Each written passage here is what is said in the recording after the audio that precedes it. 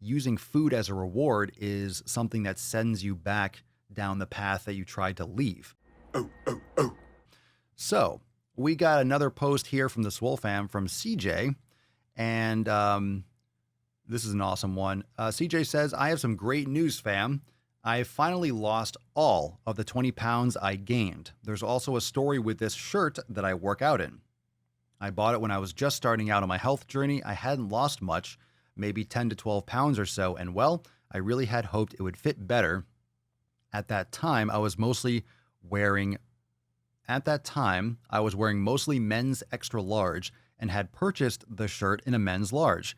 Now I'm actually wearing women's sizes, parentheses, they vary between medium and small, sometimes large depending on manufacturers. And this shirt is now a tunic. I'm so damn proud of myself. I had to share it with you all. Fucking awesome. And I'm not going to share the picture here, but so fucking awesome. Good for you. Good for you.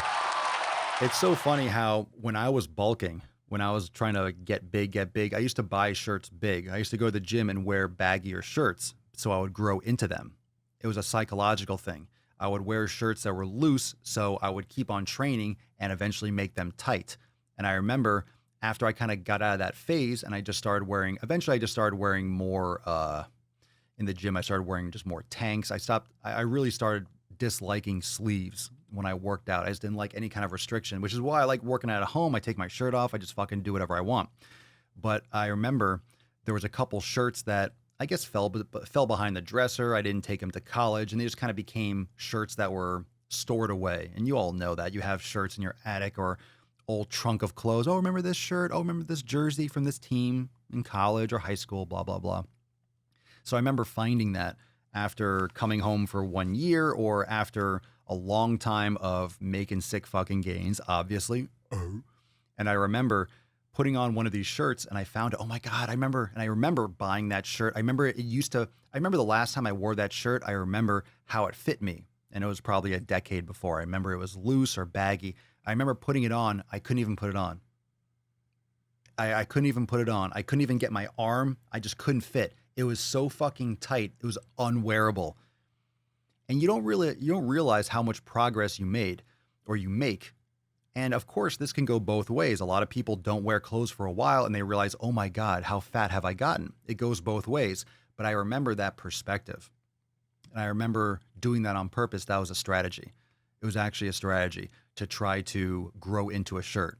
But a lot of people do that with weight loss. You buy a dress or you could drop a comment down below. Even though I can't see it, drop a comment down below. A lot of you wear or you'll buy a dress or you'll buy a suit or you buy a shirt or you buy something a little bit smaller than where you're at now. So it entices you. So it's like, okay, you hang it on your wall. I'm going to keep on training so I could fit into that. I'm going to start training. And then when I hit a certain goal, that's going to be my reward to buy this. Or I do think those kinds of reward systems are beneficial. I don't like the reward systems where it comes to food because the food reward, the whole treat thing, that instant gratification, purchasing something and trying to reach a goal and then rewarding yourself, that's not instant gratification. Using food as a reward is something that sends you back down the path that you tried to leave. It's like you don't have all this success getting off drugs and then finally you get clean, sweet, then you shoot up again. That doesn't make any fucking sense. It's stupid. You don't reward yourself with the addiction that you got off of or that old past you. So maybe you want a new laptop or you want a new cell phone or you want a vacation, or you're really eager to get that new piece of equipment, but you're trying to justify, okay, I know it's a lot of money, or even if it's not something that you can't afford, it's something that you can afford. It's not a necessary purchase, something that you want more than you need. So it's like, okay, I really want to get that new bench, or I really want to get that new exercise piece of equipment, or I really want to get some, a bigger kettlebell, or I'm just looking around the room, just thinking, whatever that is. And then when you reach that goal and then you do that, that's not instant gratification. That's hard work, and that's rewarding yourself for a job well done and for earning that shit. So I think that's really important. And that's a very good tool that you can use to reinforce habits. But that's more of like a big thing, like reaching a goal and successful. But that's kind of like what that habit stacking is all about. And doing the little things like your meditation, your yoga, and then a little bit, and then you have your coffee.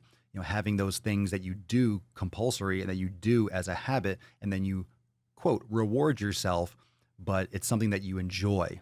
And it's like a satisfying cap to the things that you want to get done. Like you actually want to do yoga every morning. You want to meditate. You're trying to create those habits. So how do you do that? Well, you love to have your morning coffee. Well, cool. Do the morning coffee after you do your meditation and yoga, plus it'll keep your mind clear. And then when you get to the end of that, you have your coffee. It's like a little mini reward, but it's something you're going to do anyway, but you stack the things you want to get done, really the habits you want to build before that. And then it becomes something that you just do every day. And it becomes, again, that habit. And what happens when you build those habits?